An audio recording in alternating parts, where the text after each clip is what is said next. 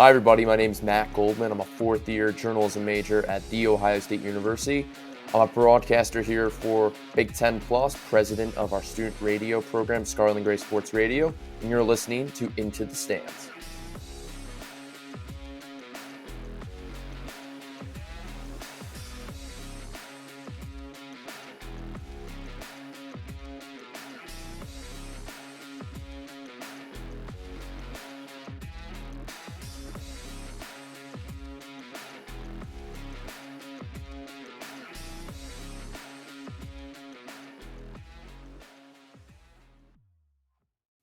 Welcome on in, everybody.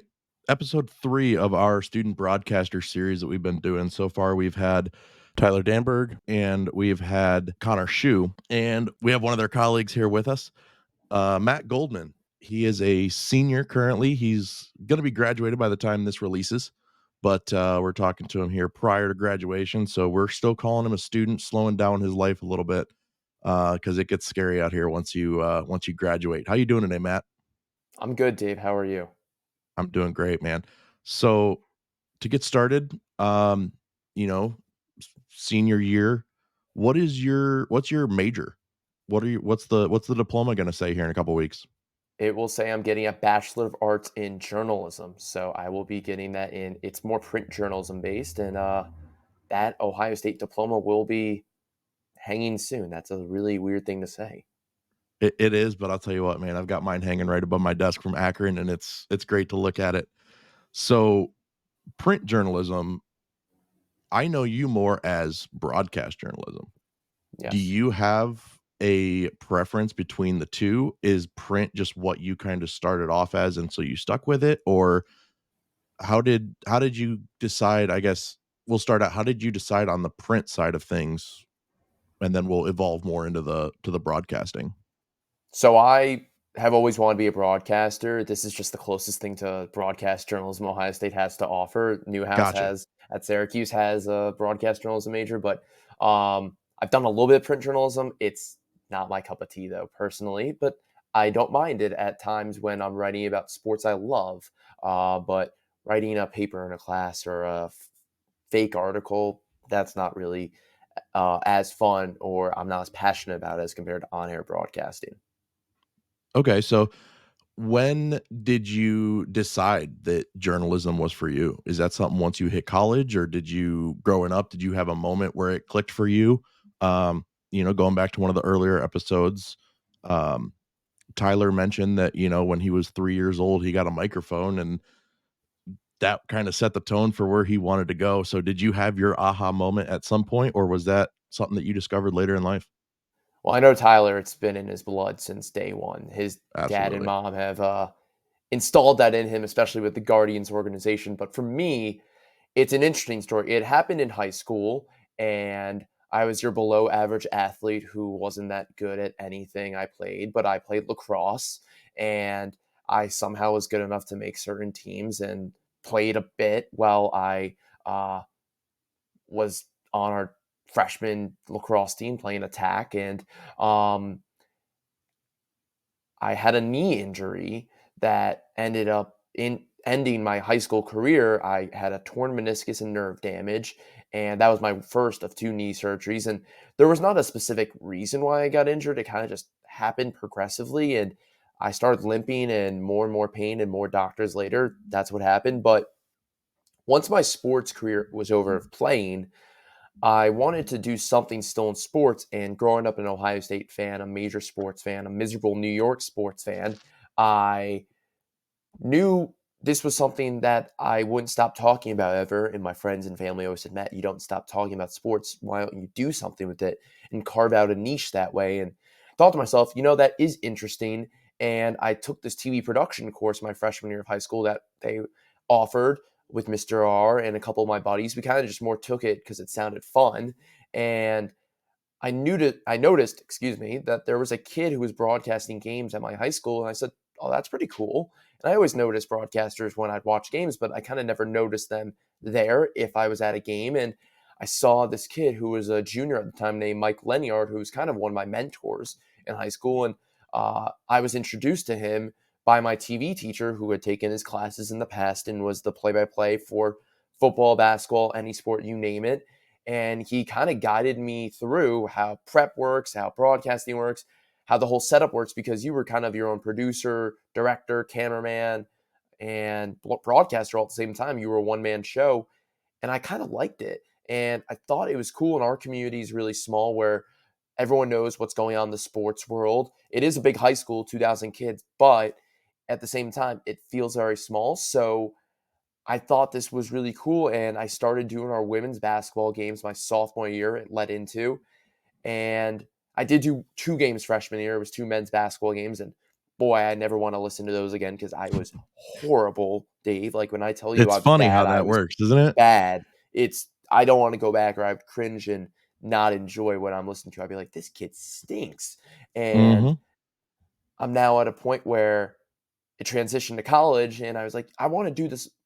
I want to do this professionally. I want to see if I can make it in this industry, and led me to Ohio State. Toured a lot of different colleges and broadcast journalism programs, and Ohio State was always a school I knew could be potentially where I wanted to go because my parents and grandparents met here on my dad's side. So third generation Buckeye, and cousins, family out in Bexley and all the surrounding suburbs here. And kind of just made sense. And uh, we all know Ohio State's athletics is very successful. Yep. Obviously, you and I see that hand in hand every day and every week.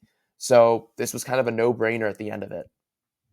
Yeah, and quick, side note, talking about how great the athletics are at Ohio State. Like, a lot of people kinda see that as a bad thing of a college, and they're like, "Well, what benefit does it give the college?" Okay, so they have a good football team.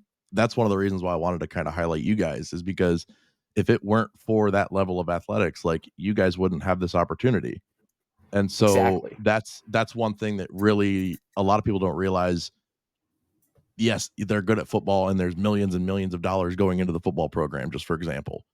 But it's not only for the football players. It's for so many other students that work, so many broadcast students, so many journalism students, IT, AV kids that I work with doing replay that run those systems when we're doing it. Like, so many things that go into those, um, just makes a big difference. But so, did you know that Ohio State had these kind of programs coming into it? Or, like, I know you said you obviously did your research. Syracuse has a good broadcast journalism major.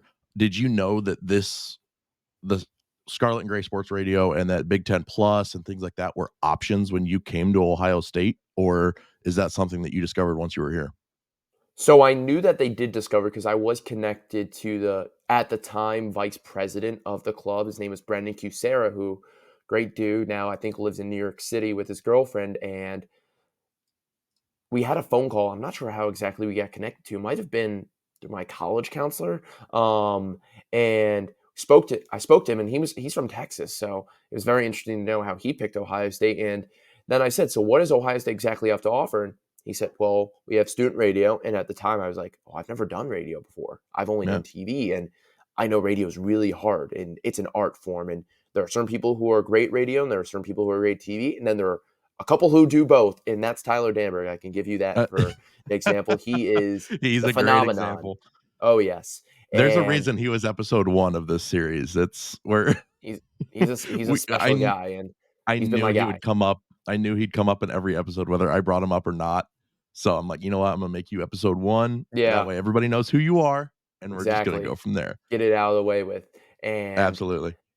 he also mentioned Big Ten Student U, which I had seen before. Big Ten Network do commercials like that and advertise Yeah. that some students do call games. And then COVID hit, and they went away from that program. And so when I stepped foot on campus, there really wasn't much for Big Ten, at least. SGSR was only calling football and men's basketball, and the shot was empty. And I was begging to get on games, and there wasn't a lot of media availability. I called one game my freshman year. Wow. So I knew about prior. I guess I'm answering your question. Sorry, going more into it. Yeah, no, Um, go for it. and then Big Ten Plus came back eventually because COVID was over with, and all these other varsity sports, Olympic sports, needed broadcast. So Mauricia, who was in charge at the time, put me on a men's soccer game with Zachary Nienaber as a color analyst. And soccer is not my not top sport that I know in terms of knowledge, and they were playing UAB on a random, like, I think it was a Wednesday, and the broadcast was a one camera shot. No one was even on it. It was a wide shot. Scoreboard wasn't even working on the broadcast. I was like, what is this? And then Yeah. it changed dramatically once Marco Fragale, who, again, I know you're having on, he changed this program for the better. Absolutely, and he works his butt off, which is, I'm excited to have him on just to at least give him the recognition that he deserves. He does a good job of making sure you guys are all recognized for what you do. So that's another reason I want him on for sure. Um, so what did you start doing more of first, or was it kind of in the same at the same time doing TV and radio? Or It was was it like definitely radio it for a was year and then TV, or how did that evolve in? my apologies for interrupting, but No, you're fine. um, radio was what I started with here at Ohio State because I knew I had to get my feet wet in that area if I wanted to be on Big Ten Plus because Big Ten Plus saw it as if you can do radio, you can do TV, and that was the evaluation side of that in Mhm. order to be on Big Ten Plus. So I had to learn radio, and boy, radio was tough to start off with. I called my first radio game with Brendan Husera in the shot in an empty arena during COVID. Purdue game, Stasha Stevanovic hit the game-winning three coming off a little curl from Jaden Ivey, who was on Purdue at the time. So we're going back a little bit. Yeah, And Brendan's like, "Do you want the second half call?" I'm like, "Sure," because I didn't know if the game was going to be tight. And of course, a yeah, game winner shot happens. I messed up the call like crazy. I didn't think Stevanovic even had the ball, and I'm like, "Oh God, that's so bad!" Like, and I got a little down on myself. I was like, "Should I even be doing this? Is this even worth it? Like, is this what I want to do?" And then I kept listening just to anybody that was on the radio. You would hear of Adam Amin.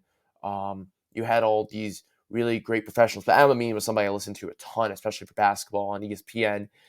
And I started to understand the way radio works and the descriptors involved, the vocabulary, the pacing, and it started to become more natural and comfortable to me because I kept practicing on my own in my room and just watching games or doing some sequences of Ohio State games that were broadcast on TV at the time and just pretend like I'm calling that radio to get more comfortable, not with, just with Ohio State, but with radio broadcasting in general. And that was hard, but I was determined and I ended up doing a pretty darn good job at it. I like to yeah, think if I've gone to be the president and not, I don't like tooting my own horn ever because that's not me, but it must have worked out where people thought, okay, he doesn't sound too bad. And yeah. it led me to eventually being on the football broadcast and being the vice president of the club and now the president. So, um, yeah, started with radio and then TV. I kind of got back into the swing of things. Still did radio part for football because can't be doing football on TV for Big Ten Plus. Yeah, That would be awesome, but that's the dream. And now I've been doing Big Ten Plus as like my main uh, time broadcasting, and then just some SGSR on the side, whether that's women's basketball or men's basketball plus football. that's awesome. So do you have a preference then? So, like, or does it depend on the sport? Do you have a preference on whether you're TV or radio? And then I'll have another question once I get your answer there. If I could do TV for every sport, I would, and it no matter the sport. That's kind of plain and simple. If there was TV for Yeah, football, I would be doing that in a heartbeat. I yeah, love the side of TV more because you're not painting the picture like radio. You're adding to it with a yep, lot of facts, historical side, and I like that more versus having to paint the entire picture. I'm not the fastest talker in the world, and I'm not as descriptive as again Tyler is, mhm, and he's got that vocab down that a lot of people don't. So, and the pacing's the biggest thing for me. 100%. So, okay, so now you prefer to do TV, but do you have a preference on whether you're doing play-by-play or color? That's another option that you have when you go into a broadcast. Play by play is my passion, is my dream, and I've done color before for certain sports. Definitely done for basketball, and that's really easy for me to pick up on because I know the sport really well. It's a big time sport, and just able to evaluate a zone defense versus a man defense and all that jazz in basketball. But I prefer play by play if I have the opportunity to do it. Okay. So what does your prep look like going into a game? And, we could talk about the different sports if you want to. Yeah. Because obviously football is going to be a lot different than baseball.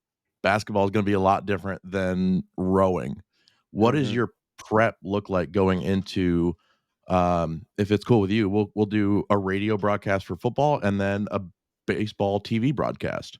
Perfect. What does your prep look like and how are they different and what does it all involve? So we'll start with football and radio. Football, if you've seen any other broadcaster prep before, you had a massive chart in front of you. Some people do depth charts, some people do numerical. I know for a fact Tyler does a numerical roster, and it's a big board. I did that junior year, liked it, didn't love it. I'm more of a depth chart guy for everything. And Adam Me, who I mentioned earlier, I actually got connected to speak with one time, and I wished him happy holidays at one point. And he was funny enough broadcasting the Giants, my team, versus the Hmm, Vikings that day on Fox. And I still remember the game. The Vikings won on game winning kick. Whiteout really killed me. But he said, I would love to send you my prep just for you to see and get an idea. I said, whoa, yeah, of course. yeah, And he sent me his charts, and I'm like reading, and I'm a kid in the candy store. I'm like reading all about Xavier McKinney and everything about him, or Justin Jefferson. I'm like, this is awesome. And so after some tirelessly hard work on Adobe Acrobat, I made the template very similar to his, just clearing all the stuff and kind of formulating the way I liked it. And I have a depth chart, just like Amin uses on Fox for his 53-man chart.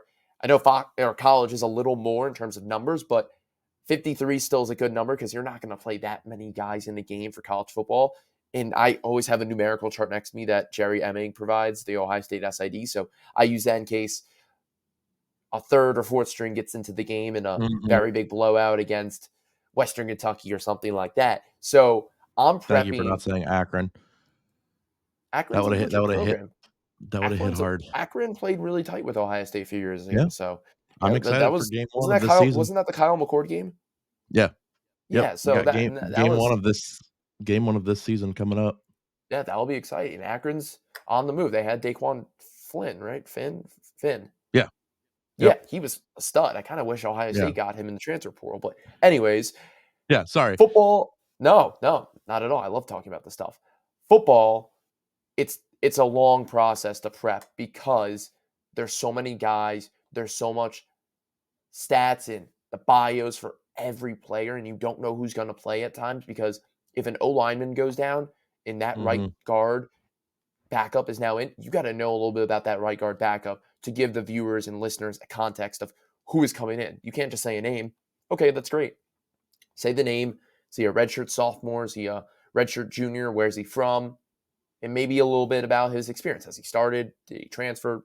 That stuff. yeah, But I usually do for prep for football. So let's say we're playing Penn State, and I called the Penn State game this year with, again, Tyler. And that was a very exciting week because we knew it was a top 10 game, college game day in town. And you're just so juiced up because of that moment. You get to call a game of that magnitude. And you're like, yeah, how many people are doing this around the world? yep, And you're just so fortunate and blessed. But the prep goes in where I prep Penn State first, and then I'll prep Ohio State. And I do that because I already know pretty much everything about Ohio State. I know the backgrounds, I know the bios mhm, on every Ohio State guy.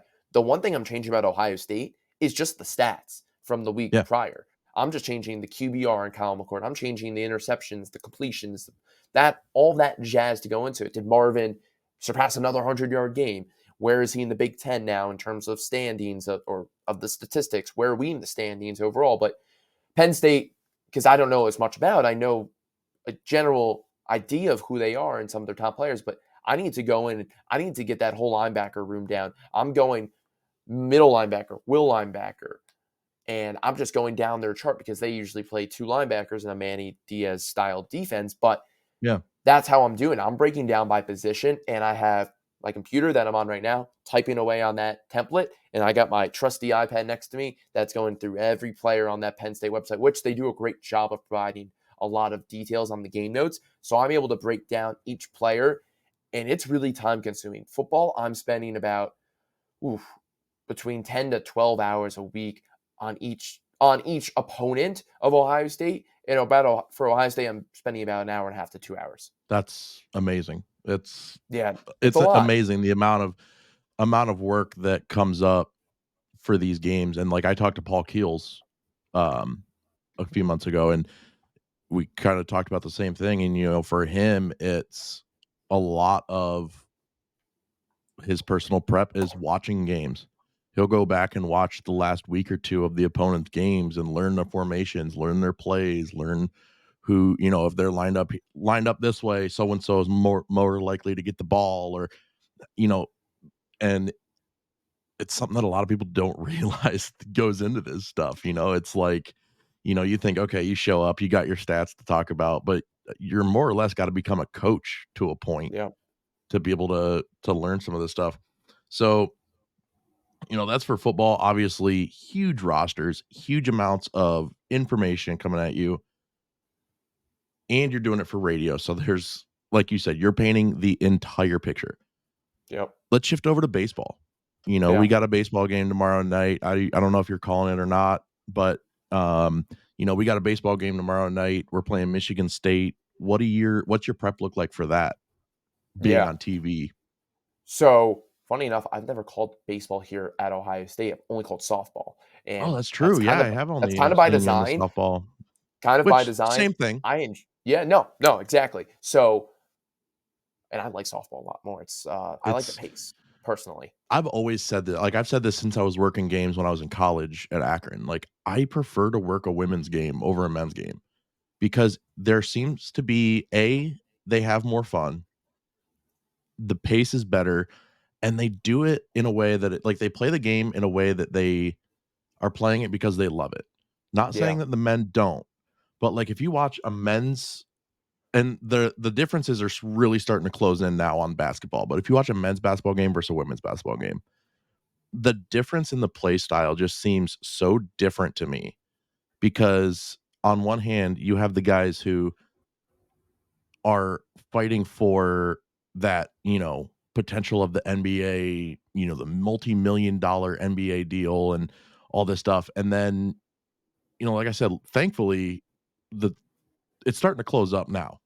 yeah. Um, the financials behind the WNBA, we don't need to get into that. There's reasons for everything.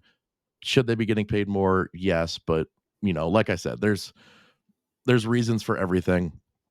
Um, but the women's teams, they play more for the reason that they love the game.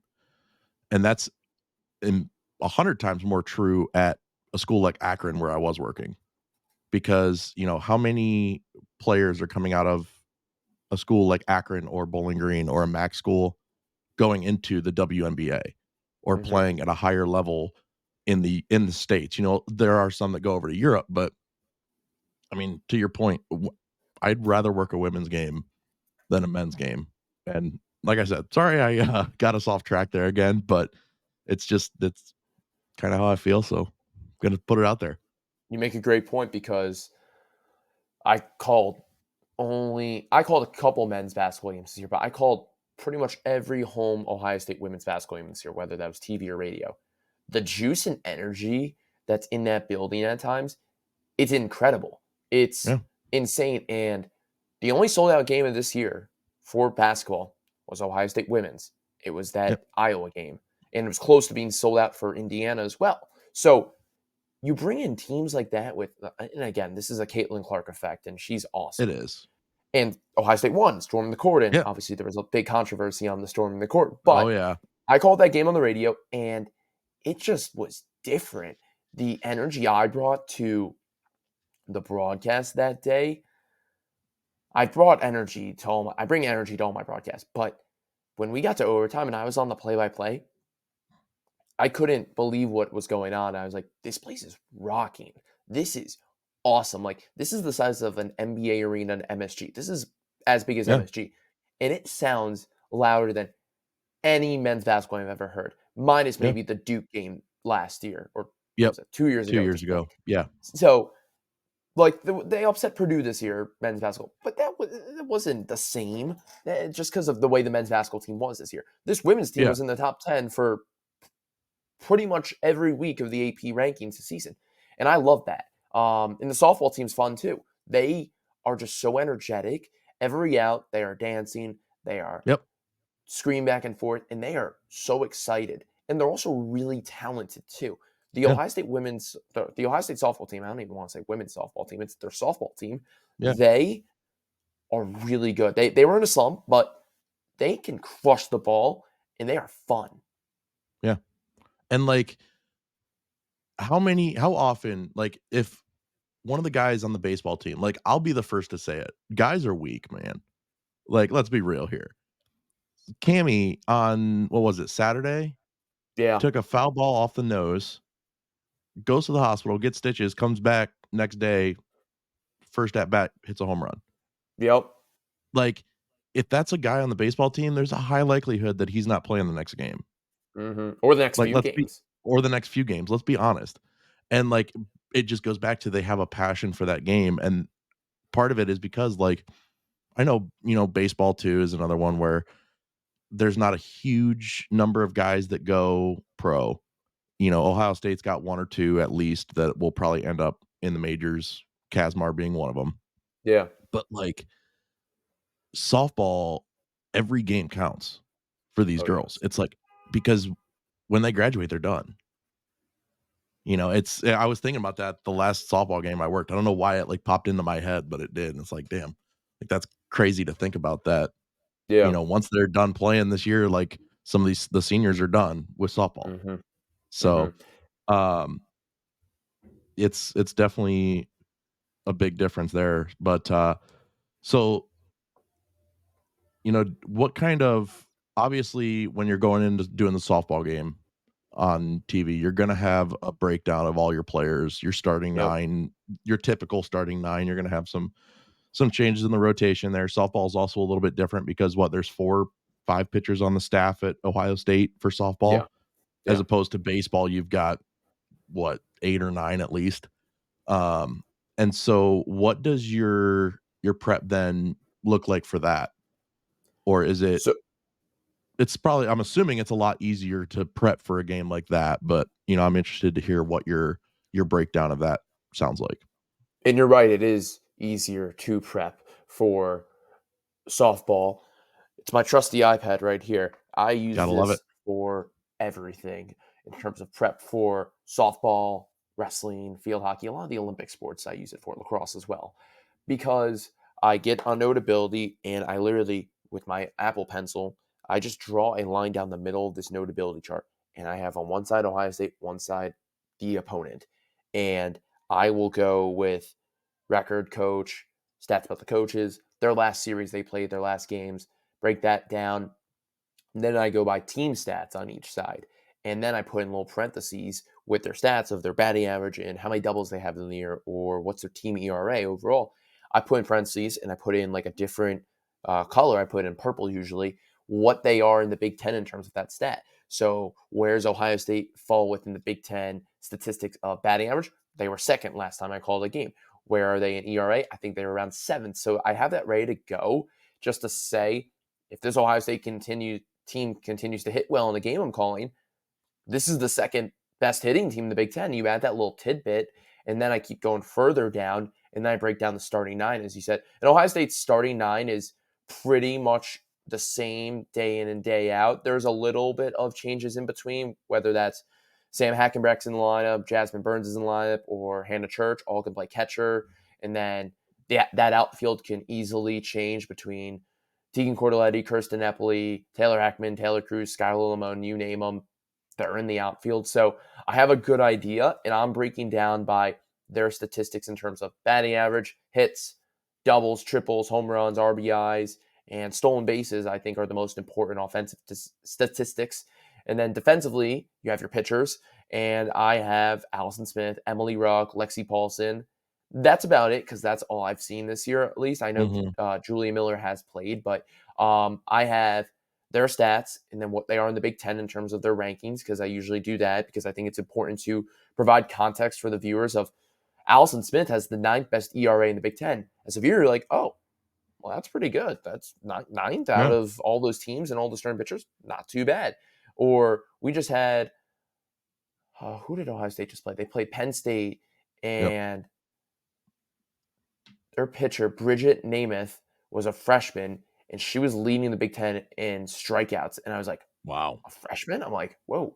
And so like that's important for people to hear and see. You just saw your reaction, a freshman. You're like, whoa. So Yeah. that's the reaction I'm trying to gain out of people when I provide those stats. And so that's how my prep goes. It's literally just line down the middle, right Ohio State on the left side, opponent on the right, and I highlight everything so I know in case I look down, I'm not looking at the wrong stats. So Ohio State will always be highlighted in red, and the opponent, even if it's like Indiana who's red or Nebraska, I'm usually highlighting it in like pink or something, so I know it's Yeah. not Ohio State. Yeah. Just something to clarify it. So, um, obviously, like you said, basketball, football, softball are your big ones. What sports have you called that you wouldn't have ever expected to have to call or get to call? I'll start with the ones I just did this year. Field hockey. Never Eh, expected to call that until I got to Ohio State. And it didn't start until this year. I never did it. And there were some openings this year to do field hockey. And I said, you know what? I'm going to try it out. Like, it kind of reminds me of lacrosse. Lacrosse is my love. And Yep. it's a sport where on the fly substitutions, the way the ball is passed around, and the formations and the positions. So I was like, all right, this seems doable. So Joey Fear, who was a Big Ten Plus broadcaster, graduated in December, showed me the way he does his prep, and I called salt and I called field hockey, and ended up being a fantastic game. I called it my first ever. It was number 8 Ohio State versus number 3 Northwestern. I'm like, I have a top 10 game I'm calling right now. Like, this is weird. In the field Yeah. hockey world, this is one that was one of the biggest games. And Ohio State was up 2-0.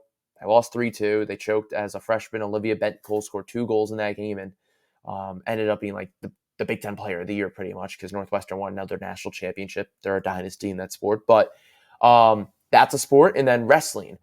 Did not know much about wrestling in high school. Went to a couple matches to see my buddies that ended up being now college wrestlers, and I watched them in high school. And I was like, oh, the sport's cool, but didn't know much about it. Didn't know the points. Didn't know the takedowns and all that jazz. And started learning, watching film, and listening to other broadcasters. Shane Sparks on BTN. Listen to him. He's like the expert.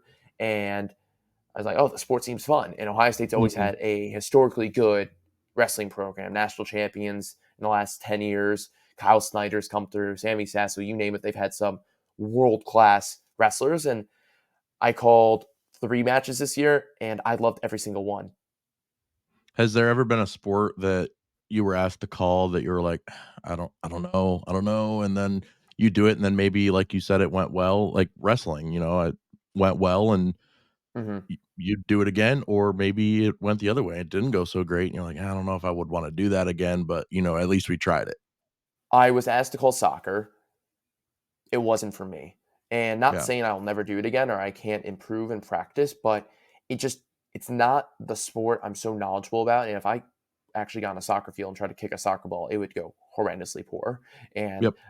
I'm just because I'm a bad athlete. But and I didn't love it. I really didn't. But that's not saying I'm turned off from doing it ever again. It's just the way it went. And I had a couple Twitter comments giving me some negative Isn't comments Twitter about my fun? broadcasting. Oh, that was like my welcome to broadcast. I was like, all right, people are real Yeah. nice, and it's happened. So many games I've done. Just the negative comments. We've all dealt with them. Tyler, Connor, myself, And Austin, other Connor. It's part of what's the game. funny is if any of these people who are commenting on Twitter tried to do what you did, they'd be 100 times worse. I'd love to see them say it to my face. Oh, exactly. Yeah.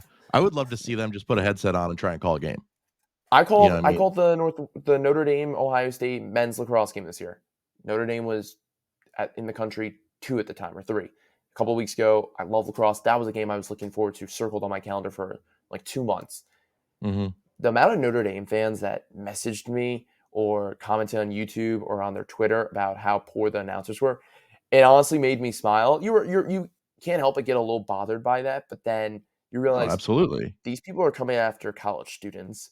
Yeah. Do they really lead that miserable of lives where they need to say that? I thought that was rather interesting, but again, it's if you're trying to get into this industry, as we know, you gotta have thick skin. And the likelihood of and that's kinda how I think about it too, like, you know, you say that, okay, these people are coming after college students. most likely they're not college students. They're most likely grown adults that are on Twitter or whatever listening to these broadcasts.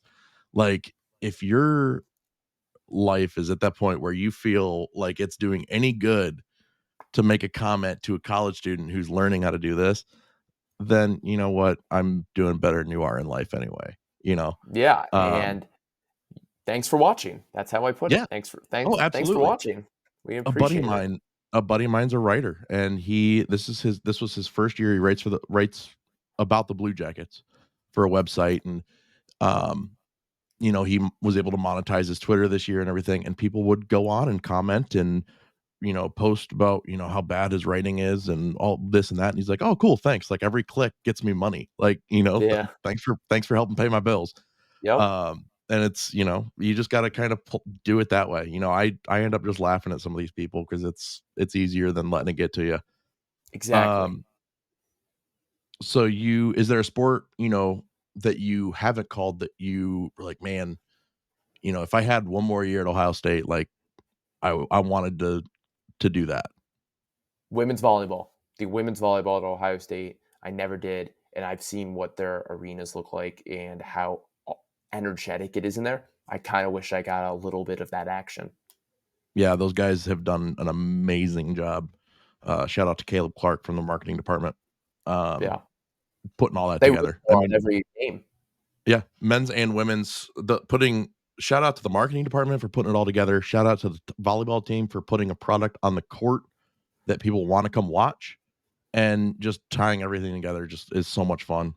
Yeah. So, president of Scarlet and Gray Sports Radio, Big Ten Plus broadcaster. You've had a couple pretty legit internships, I would say. Fox Sports, Sirius XM covering the PGA Tour, and then MLB Network. Yeah. Do you want to talk a little bit about those and kind of what your responsibilities were for those, if you were an on-air broadcast voice, or were you doing more behind the scenes? Like, what did that look like for students who are looking for internships, and what can they expect when they get an internship at a place like that? So let's start with the earliest one, Sirius XM PGA Tour Radio. I applied blindly on Google that SiriusXM was looking for sports programming summer interns. I was like, I need an internship. This is like kind of the year going to my junior year. And for people who don't understand, like internships is so tough to get to because there's only a fixed amount. It's honestly harder than getting a full-time job, I like to think in Mhm. certain ways, because there's only a set amount. Companies aren't going to add more if you're that good. They're just they have one or two spots and that's it. So SiriusXM it did a couple of interview stages and was interviewed by three men: Eric Spitz, Jason Dixon, and David. Ooh, what was David's last name? I am blanking, but I was interviewed by them and talked about the interview. And they asked me, "What sports are you interested in, or what channels are you interested in working?" And I gave the classic answer of, "Oh, I love NFL, I love college football, I love college basketball, NBA." Everyone's going to answer with that. And then I thought to Yeah. myself, they do have a golf channel. That could be something interesting. So I said at the end, and I still remember this to this day, I said, I would be interested in golf. All three men looked down, wrote something down. And I thought, that's interesting. It's a great I feeling, didn't isn't take, it? it was interesting. I didn't, it was a scary feeling because I didn't know if that was a bad Uh, answer or a good answer. I was a petrified young junior. yeah. And they said at the end, Matt, we had over 1,000 applicants. We're looking for 7 interns. I said, okay, that is a very small percentage. I'm Yes. glad I even got to this stage. And they said, we're looking for people going to their senior of college. And I said, oh, okay. Thank you for your time. Like that's kind of how I ended. Like Yeah. I was bummed, but I stayed as professional as possible. Understanding, and yeah. I'm at the dining hall one day here at Ohio State with my buddy Owen, and we're eating. And I get a call from one of the HR people at SiriusXM, but I didn't know it was him. I just saw a New York number because that's where SiriusXM is based out of. Mhm. Didn't answer the call because I was eating a meal. And I see the Yeah. message. It's Chris Accord from SiriusXM. I'd love to talk. And I'm like, oh God, they're gonna reject me, aren't they? I'm dreading this. I'm like, oh, and dude, Mhm. I can't. I give him a call back. He doesn't answer. I'm like, all right, now this anxiety is killing me here. I'm like, The answer, worst. Chris. And he's like, I'll give you a call in 20 minutes. I'm sitting there waiting that 20 minutes. It's like, we'd like to offer you a spot as a PGA Tour intern. I'm like, oh my God, thank you so much. Called my parents, so happy. It was like the greatest feeling in the world. I was set for the summer, and I knew I was going to be home. So what the job entailed was I was, in a way, an associate producer, is how my boss, Billy, liked to call me. And I was a producer for 2 morning shows, The Starter with Taylor Zarzor and The Michael Breed Show. And that was awesome. So my hours were 6 a.m. to 11 a.m. Think about that as an intern in your summer. Like, Yeah. your summer is meant to sleep as a college kid and enjoy. Absolutely, yeah. That wasn't the case for me. But you know what? It really taught me a lot, and it was great because the drive time morning shows are the most popular at SiriusXM, Yeah. and at least in the golf world. And this is the summer where golf is at its peak, and this was the summer of Live versus PGA. I still remember to this day Perfect. where I was when Brooks Koepka broke that he was going to live. We were on air for our second show, and my bosses start frantically panicking what to do. And I'm sitting there, I'm like, oh, this is kind of cool. Like, that this is like serious news they have to break. And then my boss goes, breaking news, Liv has signed Brooks Koepka. I'm like, whoa, this is awesome. So what entailed is I was a producer. I handle the phones. People call in that want to ask questions. Some people really talked for a while thinking I was the host and like going Yeah. on. And I'm like, sir, I'm just the intern. I need to put your name down the call list so we can get you in order. He's like, oh. So I asked my question then. I'm like, yes, that's not for me. Thanks Yeah. though. I had to write. And sometimes you had people where that started cursing and you got to like end the call immediately, like on my laptop. I'm like, bye. And So you were they remote also, for this then? yes, I was in my That's kitchen the awesome. entire Okay. time and with my That's parents, awesome. and it was great. And then they also let me go on air a bit because I got to create this rapport and relationship with my bosses, who were whether on air or the producers, and they really liked me and they knew my aspirations being on air. So they let me do score updates during live events on air on their airwaves during their shows if a event was taking place in Europe or somewhere where the time zone was different. So I Yeah. called a couple LPGA score updates, and I ended up messing up one. I think it was Nelly Corda, who is now like the most successful LPGA golfer right now in the world. She just won 5 in a row. Messed up her name, and somebody heard and texted my boss saying that kid just messed up. I was like, oh god. And he's like, nah, it's all good. Don't worry. That's why we're having you do this. Like, you're not calling play by play, but you're doing it. Yep. So that was SiriusXM. I know I just spoke for a while about that. My apologies. No, you're And good. then last summer, MLB Network, that was very stressful to find a job. And connections are as everything in this world. And so a great family friend of mine, we're at my brother's varsity baseball game. This is after school at this point. So I still don't have an internship, and we're at the May time. All my friends do. They're in the business world. They have internships set up in accounting or whatever it is. I sitting at the baseball game, and my family friend, who's a dermatologist, said, hey, I have a patient who works at MLB.com. Would you ever want me to put him in contact with you? I was like, think about it. I jokingly said, isn't that HIPAA? Like, you can't give me his information. And he's like, Yeah. it's all good. And I'm like, okay. Yeah. And I'm not getting Dr. No. whoever it is in trouble. I'm not going to reveal the name, jokingly. But so put me in contact, ended up talking to this guy. His name's Brian. He runs MLB.com. He's like the managing editor of MLB.com, like That's very big awesome. role. Talked with him for a while. He said, we don't have anything to offer, but I know people at MLB Network that are going to be helping out the Little League World Series are looking for some help. I said, yes, please. Like, Yeah. I need anything. And MLB Network Studios, for people that don't know, share with NHL. That's in Secaucus, New Jersey, 40 minutes from my house. So, and I grew up in New Jersey. And I ended up interviewing with 3 young of my bosses. They're very young. They were like 26, 27, like very young in the media associate department. And I ended up being a content associate intern for the Little League World Series. And I came in every day, 5 to 6 days a week. Sometimes the hours are very late, but I was watching 4 to 5 Little League World Series games in any division possible, boys or girls, softball, baseball. This could be the juniors. This could be the ones that actually go to Williamsport, or this could be the kids who are like 17 years old that still play in Little League. And you Yeah. were watching, you were updating the scores, you were pretty much in charge of all the content that goes on LLWS.com, Little League World Series website. And we were in charge of that. So I was watching like 4 games at once, and it was a lot because you had a lot of monitors open and you were constantly typing away. So that was more of a desk job. And then Fox Sports just ended last week, funny enough. That was an internship was uh, I have a good friend. His name's Chris Caldwell, like a mentor of mine. He ran a podcast company who I helped do a Q&A with a couple of years ago for Joshua Perry and Evan Spencer, two former Mhm. national champions for Ohio State's football team. And Chris and I kept in contact over the years. And Chris and I caught up about a year ago, or less than a year ago, I would say last summer, right before I started my MLB job. And we're just talking about life. And he said, "Hey, have you ever thought about like wanting to intern to Fox Sports?" I was like, "Yeah, that sounds pretty cool to me. Yeah, Yeah. let's do it. Fox is like the best of the best." And Chris used to work there. So he said, "I got a connection to a buddy of mine who's one of the head guys there, Jacob Ullman." For people that don't know Jacob Ullman, the sports media role, that is one of the kings of sports media. This guy's in charge of your NFL talent. He schedules where Kevin Burkhardt and who's calling the Super Bowl every year. This guy is Mhm. the guy. Helped out getting Tom Brady to become the lead Fox analyst. Like this guy is in charge. Jacob and I spoke, and really nice guy based down in LA. He said, "Would you want to work for us?" I said, "Yes, please." And he said, "I know you're in school. It would be remote." I said, "Perfect."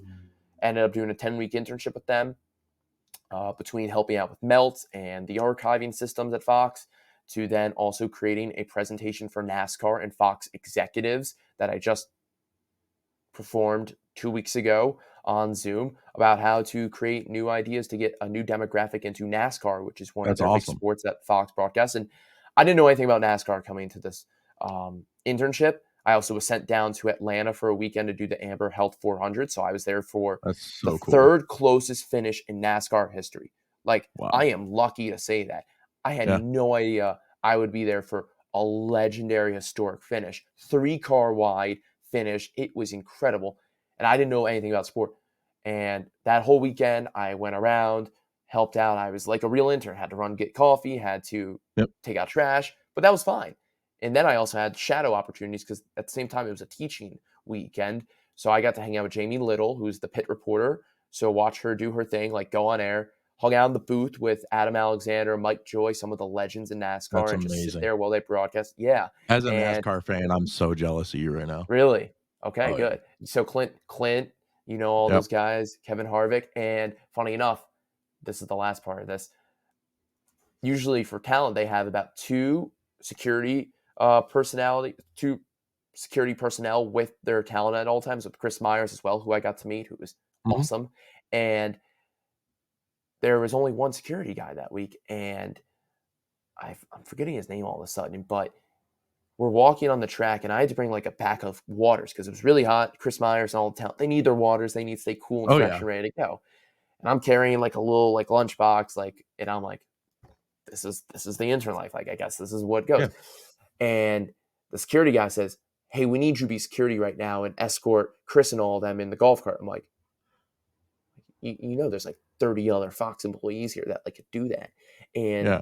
and we became like friendly enough where we could get along. And he was like, "No, I need you to do this right now." So I'm driving through a track, like in the inner field with Clint, Chris Myers, and that was hitting my cart. And I'm like, this is incredible. I am driving these famous people around, and everyone's trying to get autographs and like trying to get in the way of the cart. I'm like, I gotta go. Like, let's Yeah. go. And that was a cool experience to know. Like, I was kind of driving around the superstars of their sport, and I didn't really understand it until after. Yeah. You've literally, like, done everything then. Like, I mean, that weekend alone, it sounds like you were, stereotypical movie intern getting coffee all the way up through, like, being on air for PGA Tour on Sirius XM, which is awesome. Yeah, Um, and so they had us drive some cars off campus to because they have this thing called the getaway after, where it's all the talent get right to the airport right after the Yep. game or the race, excuse me. And they're like, one of my boss throws me keys, and I'm like, "Whose car is this?" He's like, "Mike Joyce." I'm like, "Oh," I'm like, he's like, "Don't crash it." I'm like, "Yes, sir." So I like Noted. drive it off, and I'm just like, "All right," I just drove like Mike Joy's like rental car. I'm like, "That's pretty cool." Yeah. So, you had all these internships. What's the dream? What's the end goal as of now? Obviously, I expect it to change over the years, but as of right now, what would your dream job be coming out of college? Dream job coming out of college. Oof. I would love to be on a network calling games play by play and traveling every week. But the reality of this industry is no one's starting that high up. You have to work your butt off to get to where you are. And that's where I'm in the process right now of a full time job or a job after college because I literally just got off a job interview and I could be in Charlotte. I could be in Phoenix. I could be in Rochester, New York, Minnesota. Those have been some of the job interviews I've had, whether that's with a team or a network. It's going to be tough. And also, it's not going to be easy being an adult and doing all that. But um, dream after college would be on a network doing ESPN Plus games or helping out and working some Big 12 games in there and then, whether that's men's or women's basketball, maybe football and other sports. But that's just the start because I'm hoping one day I'm calling the Super Bowl. That is the Yeah. goal, and I want to be on TV. I don't care about people see my face. I just want to be a part of that moment. I want to be that small part of that major moment of history. Yeah. It's it's such a weird feeling when you're I'm gonna lump us together, even though we do completely different things. I'm more on the game Do it. management side, you're on the broadcast side, but it's a weird feeling once you've been in our position, right? Like I watched the one of the football. I think it was the national championship Michigan football game this year. Yeah. And like everybody's there, they're thinking about, the guys that are calling the game, they're thinking about the players. I'm thinking about the fact that there's a guy sitting in that stadium who is running the scoreboard or running the clock Hmm. or, on your end, you're thinking there's a guy who is sitting in a truck producing this or doing this and that. And it's like it it adds a whole nother level of appreciation where for me, it's almost I don't want to say it's ruined the game because it hasn't, but like it made the game almost feel secondary in a way Yeah. Yeah. because you're like there's so many hundreds and hundreds of people that are behind the scenes that nobody thinks about. Nobody. And, you know, I don't know if so like for football for Ohio State, I do the scoreboard. Yeah. And so any of the numbers that aren't a clock are me. And it's like, how many millions of people have watched an Ohio State football game in the past 2 years where I've been doing that and don't even think about it. Don't even think, "Oh, there's somebody who is putting these numbers on the board doing" like, it's crazy to think about, but I love That's it. pretty cool because if you and clock manager, please change the time to blah blah blah. They're talking Well, to you, those officials. what's funny is so for football, I do the scoreboard only. We have another guy who does a play clock. Big Ten sends somebody to do the game clock. They send a different Okay. official every week, because of a situation in the Michigan State game a few years ago. Um, the clock didn't start on time, and it blew Michigan's chance for a Rose Bowl. And so ever since then, the Big Ten has sent an official to be impartial Yeah. to do that. Interesting. But it's funny because whenever there's an announcement made for please reset the game clock or please reset the play clock, I always get a text from a friend or a family member or somebody who's like, "Come on, man." Like it's not me. Not me. But they're thinking about you, and that's the coolest thing because some people And know that you're having that involvement. yep. And what's funny is I have gotten texts from like back when I was doing Akron, my dad would text me on like a Thursday night action game. And I did actually all 3 at one point. I did all 3 play clock, game clock, or scoreboard for Akron. And there was Yeah. one game where it was like a Tuesday or Thursday night game, and so it was on ESPN on the mothership, and he texts me, he goes, "Hey, there's 2 timeouts, not 1." There's 3 timeouts, not 2, because it reset at half or whatever, and my board controlled that board, and it's like what was on Wow. TV and everything. It was just funny, That is getting funny. those things. But yeah, I mean, it's amazing the difference when you are on our side of the ropes for those And events and and those and being in Atlanta for that NASCAR event, there was 7 production trucks, mhm, huge semi trucks that have millions of dollars of technology in it, and a lot of people working tirelessly. And the appreciation I got from that, because I've never been on a TV compound like that before, the hundreds of people that are on staff, from makeup artists to your replay operator to your technical director who's literally switching the cameras that you're seeing at home. mhm, Oh my god, it was awesome to see, but at the same time you're like, wow. this really happens. Well, millions of Americans are kicking back, sitting, hanging out with their friends, drinking a beer, and they're not even thinking about it. They're thinking about, oh, I think Denny Hamlin's going to win. They're betting money, or they're just talking about the race or listening to the announcers. But they don't And you have understand. one shot. Oh yeah, You everything's you don't live. have yeah. Yeah, you can't go back later and fix it.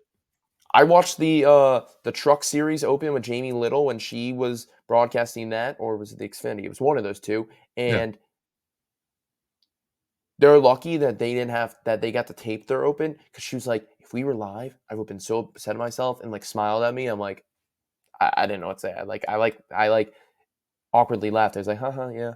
Um, Yeah. and the amount of people that were in that booth too, stage manager, three stats people, stage producer, lights, makeup, food, security. You're like, this is a ridiculous amount of people for a broadcast, but it's to Mhm. put the best product on. And we see that because people will know and will turn off their TVs or will be like, this sucks. I'd rather go watch on ESPN versus Fox. But Yeah. that's why Fox and all these networks are putting millions and billions of dollars into these games because they want the best product for the viewers. And frankly, it is. Yeah. And so I know I've taken a lot of your time. We're coming up to the end here. I won't take up too much more of it. I know you're busy. All good, Dave. We've been Um, having a great convo. so one last kind of real question I've got for you is what is over the past 4 years, what is your favorite memory? It could be something that was fun, it could be something funny, sentimental. If you wanna do one of each, it doesn't matter to me. Just Mhm. kinda reflecting back on the past 4 years, what is what are some things that you remember? Well, something we didn't even talk about, and this is something I'll forever remember because of how amazing of an opportunity I got was I was approached by the OUAB, which is the Ohio Union Activities Board, which is a student-driven club, and they emailed me asking me to potentially host a Q&A with a sports media personality. I said, and I actually deleted the email thinking it was junk. I thought any student got it, and then they followed up. I said, oh, this is actually somebody who wants me. Interviewed, I ended up interviewing in front of 1,100 students at Ohio Union on a Tuesday night. All my roommates in the second row, my brother there, a lot of my friends there. Stephen A. Smith was on campus. It was just It's Stephen amazing. A. Smith and I on stage together. That I'll forever remember as one of the coolest things I've ever done. Life in general, not just sports broadcasting, because everybody knows who he is. Stephen A. Smith is a legend. That guy is worth a lot of money for ESPN. He is their biggest in terms of viewership. He's amassed over billions of views in his time at ESPN, whether it's Mhm. social media or on TV or whatever streaming service you're watching. He walks in, and they in OUAB treated me like royalty. They put me in my own green room with food, a whole platter, and like hot tea. And I was like, I honestly needed only the hot tea. I didn't need all this spread of food. And Stephen A. Mhm. Smith got the same thing. And we're walking to the stage, and it's literally just Stephen A. Smith and I walking together in the bowels of the Ohio Union, just chatting it up. And this is the best part of the memory. He asked me who I am, where I'm from, really genuine and the same type of guy you see on television every day. And then I jokingly said, I'm a miserable Knicks fan just like you. And in that elevator ride up to the stage, he starts going on and on about the Knicks and getting into it with me and like gives me a little tapping, like, Yeah. but Jalen, like kind of like being like, Julius Randle, I can't handle all that stuff. And I'm just like, this dude is so kind in taking the time before he gets on stage in front of a lot of these people and just being a guy with me. And his assistant's there. He's got his security with him. And then there's me and two OUAB members. And it was like we were the only two in the elevator. And I'll forever remember how genuine he was in the compliments he gave me after and how he thought I was very talented and have a bright future, which I'll always remember that because Mhm. someone of that magnitude tell me that. So in a way, that was a bit sentimental plus a fun memory. Absolutely. So, last thing is if you could give advice as a graduating senior to somebody coming in, what would it be? Make connections because that's where our world is on. And don't say no to anything. Make sure you try and say yes. Try new things out, whether that's you're in the business school or you're a broadcaster and you need to try new sports because you can't just stick with football and basketball for your life. That you need to set yourself apart.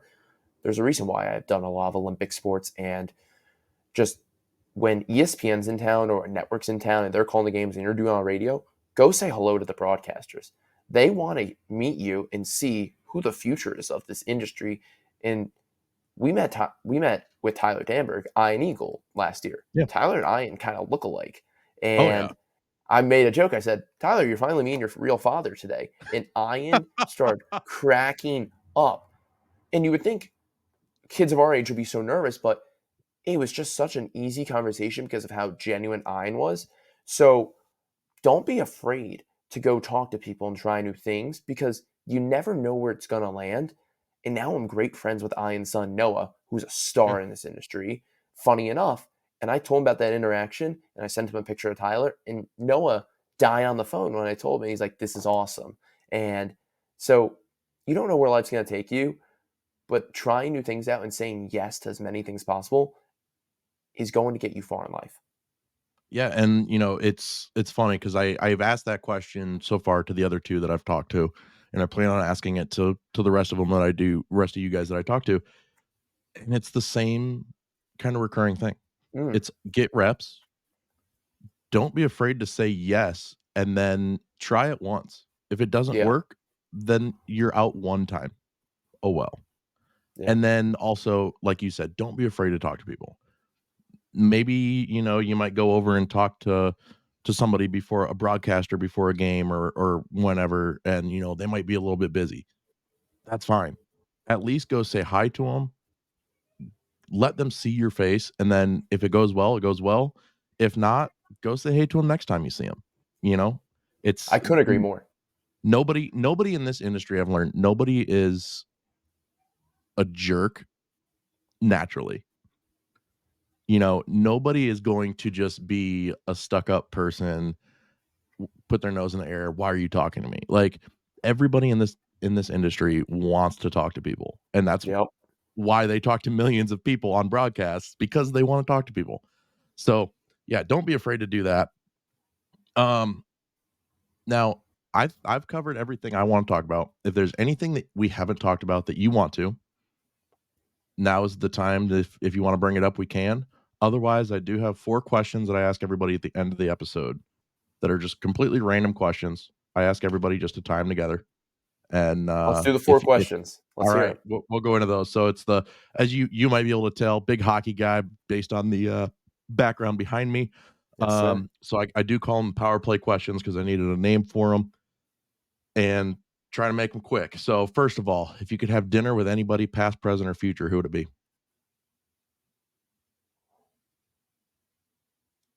President Obama. I think he's a cool guy. I love it. It's I don't just so know. He like he just he just seems genuine. life seemed so much easier back then.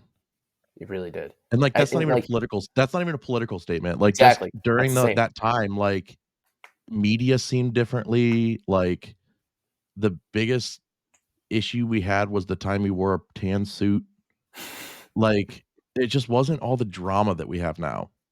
And I Exactly. don't know And what changed he's between really big now into and then, but basketball, which I like like that. that too. That too. Yeah. Um Ooh, wait. Well, I need to know your answer. oh, come on. Well, come on. This is back and forth. This is power play. Oh, I would say you're gonna ask me. I've asked this question to tons of people, You and have to be never have I prepared. thought of. I know. I That's my fault, man. I would say probably. I would say either I have two choices here. Either one, I'll go sentimental and say my grandfather, who passed away when I was in 6th grade. So, like, I was old enough to remember him, but not old enough to really, like, remember him, Yeah. remember the stories. And also, he also had my mom is one of 15 kids. And Wow. so I have a ton of cousins. And so, like, time with him was very limited. So I would say that. Um, or I would say probably